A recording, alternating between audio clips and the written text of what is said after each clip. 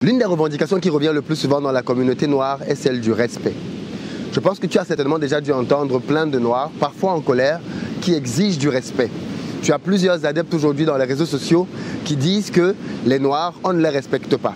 Et donc, il faut que le noir se fasse respecter. À cette question-là, la réalité, c'est qu'il faut se demander comment donc faire pour obtenir ce respect-là. Et c'est à ce niveau-là que je pense que plusieurs solutions divergent. Il y a des partisans de la violence qui pensent qu'il faut imposer le respect par la force. Il y a d'autres qui pensent qu'il faut imposer le respect par la discussion, la diplomatie. Et puis, il y a d'autres qui, comme moi, pensent que le respect s'impose d'une autre manière.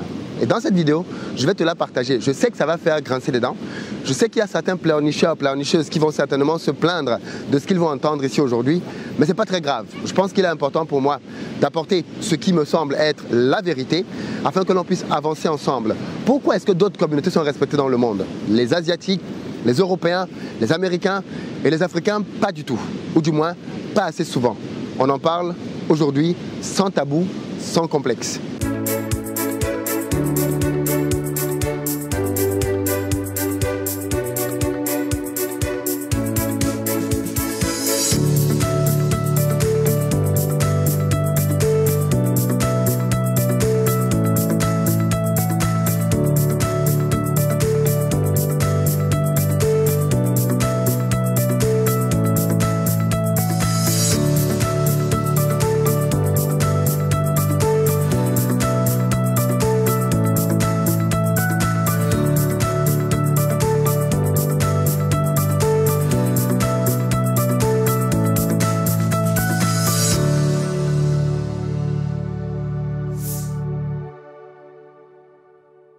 Salut à toi et bienvenue sur ma chaîne, moi c'est Philippe Simo. Et si je te parle d'entrepreneuriat et d'investissement, parce que je suis convaincu que ce sont les deux piliers sur lesquels la communauté noire doit s'appuyer si elle veut émerger. Donc si toi aussi tu veux faire partie de cette belle aventure, je t'invite à faire deux choses. La première, abonne-toi à cette chaîne et active la notification, la cloche, et tu seras ainsi informé de l'apparition de toutes nos vidéos business comme celle-ci qui vont t'apporter du très bon contenu. Investir au pays est de loin le premier canal de formation dédié à la communauté noire. Et deuxième chose, va dans la barre de description et clique sur le lien pour recevoir gratuitement le quiz que j'ai créé intitulé Le Révélateur. C'est un quiz qui va te permettre de savoir où est-ce que tu en es dans tes finances, est-ce que tu es ou pas une passoire. Et crois-moi, tu risques d'être fortement surpris parce que tu vas y apprendre. Et puis enfin, pour ceux d'entre vous qui veulent passer à l'action, augmenter leurs revenus, rendez-vous sur mon site investiraupais.com, onglet formation. Vous y trouverez une batterie de formations prêtes à l'emploi qui vont vous permettre de commencer très rapidement à gagner un peu plus de revenus. Et puis les amis de Paris, si vous ne l'avez pas encore fait, dépêchez-vous de réserver vos places pour notre prochaine journée de formation le 12 septembre. Il n'y a quasiment plus de place, donc ne traînez plus du tout. Pour les autres dates, Londres, Montréal, Maryland, Genève, Bruxelles, rendez-vous sur mon site internet et même Abidjan, parce qu'on a désormais une date pour Abidjan qui sera le 5 décembre. Bref, je ne vous en dis pas plus. Dans la barre de description et sur le site internet, vous avez toutes les places qui vous attendent. Alors aujourd'hui, je veux parler avec vous d'un sujet qui fâche, le respect. Il y a beaucoup de personnes comme ça qui disent tout le temps que le noir n'est pas respecté. Dès qu'il y a une injustice, par exemple avec le cas de George Floyd, on nous rappelle que le noir n'est pas respecté dans le monde entier. Et bien évidemment, il y a tout le temps le même cri de colère qui ressort et qui exige que l'on respecte les noirs. Et c'est vrai que quelque part, je pense que ces plaintes-là sont légitimes. Il est légitime bien évidemment quand on a le sentiment qu'il y a un acharnement contre une communauté, que celle-ci essaie d'obtenir la même lumière que tout le monde, les mêmes droits et les mêmes avantages que tout le monde. Et par contre, et c'est vrai que pas mal d'événements, du racisme notamment et de la discrimination, font comprendre qu'aujourd'hui encore, malheureusement, les noirs ne sont pas logés à la même enseigne que plusieurs autres personnes dans ce monde. Alors, comment faire pour s'en sortir donc? Le constat, il est là, il est fait. Malheureusement, face à ce constat-là, il y a une première catégorie de personnes dont je me désolidarise complètement, que je considère moi comme étant des pleurnicheurs, qui vont du matin au soir passer leur temps sur les réseaux à crier contre le blanc, contre l'américain, contre le chinois, en disant que les chinois ne respectent pas X, Y, Z, comme si le simple fait de dire ça allait changer quoi que ce soit. Faire et refaire ce constat-là ne change rien du tout. Qu'est-ce qu'il faut donc faire? Il y a une deuxième catégorie de personnes dont je me désolidarise aussi, qui sont des adeptes de la violence et qui vont te dire que si un noir est victime d'une scène de violence, alors il faut que les noirs aussi, je ne sais pas moi, si on a frappé un noir en Chine, alors il faut que les noirs en Afrique frappent les Chinois. Voilà, il y a cette logique de la violence là que je condamne au plus haut point, clairement. Je ne m'inscris mais vraiment pas du tout comme partisan de cette théorie-là, parce que c'est de la barbarie simplement. Quand un noir est victime d'injustice en Asie, par exemple, c'est aux autorités asiatiques de gérer ce problème-là.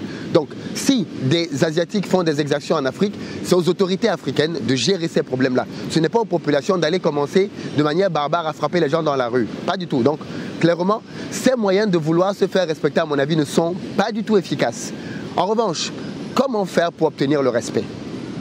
Pourquoi est-ce que les Américains, les Européens, les Asiatiques aujourd'hui sont donc respectés? Eh bien, d'après moi, d'après mon analyse, simplement à cause de leur réalisation. Le moyen de se faire respecter, c'est d'accomplir des choses. Aussi simple que ça. Pourquoi est-ce qu'aujourd'hui, dans l'histoire, l'Égypte pharaonique est respectée? Parce que jusqu'aujourd'hui, on a les traces de ces accomplissements. C'est le seul moyen d'imposer le respect. Par exemple, ici, je suis à Assini en Côte d'Ivoire. Si vous avez discuté avec un Ivoirien, vous allez vous rendre compte que très souvent, les Ivoiriens sont très fiers d'Assini. Parce qu'Assini, c'est un cadre paradisiaque dans un beau pays qui vous donne l'impression, quand on regarde les images qu'on a l'habitude de nous montrer de l'Afrique, que vous n'êtes pas en Afrique. Tellement c'est beau, tellement c'est paradisiaque qu'on se dit, mais de tels endroits existent en Afrique? Eh bien oui. Pourquoi est-ce que les Ivoiriens sont donc si fiers d'Assini? Pourquoi est-ce qu'ils sont si fiers des endroits de leur pays qui reflètent leur savoir-faire? Eh bien parce que dans ces endroits-là, ils ont accompli des choses. Et vous allez vous rendre compte que quand vous êtes fier de quelque chose dans votre pays, généralement c'est parce que dans cet endroit-là, des personnes dans votre pays ont accompli des choses. Donc de fait, ce qui vous rend fier, c'est l'accomplissement. Et moi j'en suis venu à me dire, plutôt que de se battre et d'insister pour que les gens nous respectent, peut-être qu'il est temps qu'on travaille à devenir respectable. Vous comprenez ce que je veux dire? Je vais le redire. Plutôt que de se battre pour forcer les gens à nous respecter, parce que j'entends des gens dire ça. S'ils ne veulent pas nous respecter, on va les forcer à nous respecter. Plutôt que d'essayer de forcer les gens à nous respecter, il faut plutôt, d'après moi, devenir respectable. C'est-à-dire devenir quelqu'un qu'on est obligé de respecter. Aussi simple que ça. Tellement ce que tu as accompli fait que même ceux qui sont contre toi sont obligés de reconnaître que tu es quand même fort, que tu as quand même réalisé des choses. On peut être contre les États-Unis, on peut être contre la Chine dans plein de choses, mais on reconnaît que technologiquement, ces gars-là, ils sont forts. Aussi simple que ça. Donc, je pense que plutôt donc, à notre niveau, communauté noire, de chercher à pleurnicher, de chercher à se battre dans les réseaux et à dire il faut qu'on respecte le noir, il faut qu'on respecte le noir, imposons le respect. Mais imposons le respect en devenant respectable, en ayant l'attitude des personnes que l'on va être obligé de respecter. Et qu'est-ce qu'il faut donc faire? Il faut que nous accomplissions davantage de choses. Pour être respectable, il faut que nous chassions la pauvreté de notre continent. C'est une absurdité que les gens manquent à manger sur le continent qui a le plus de terres arables au monde. C'est une absurdité que des gens manquent à manger dans un continent où il fait beau toute l'année et il pleut. Il n'y a pas d'hiver sur le continent. C'est une absurdité de manquer à manger dans un continent où il suffit de jeter un noyau de mangue pour avoir un manguier quelques mois après. Parce que les terres sont fertiles.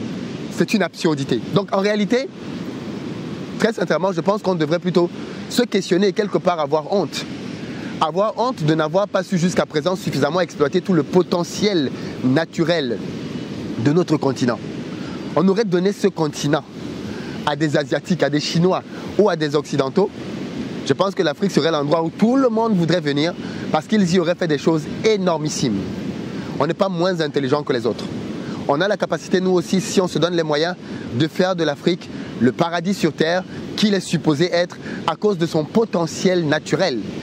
Mais pour accomplir ça, chers amis, il faut que toi et moi, nous nous retroussions les manches, que nous parlions moins, mais que nous agissions plus. Que nous devenions des hommes de terrain, des hommes qui vont à la conquête de la nature, des hommes qui vont pour bâtir une Afrique nouvelle, qui vont pour faire de cette Afrique-là une terre de rêve et clairement une Afrique dans laquelle la pauvreté est un lointain souvenir. Je crois que c'est possible. C'est le challenge dans lequel je m'engage, dans lequel j'invite ceux qui me suivent à s'engager, parce que je sais que nous avons besoin d'une génération de transition.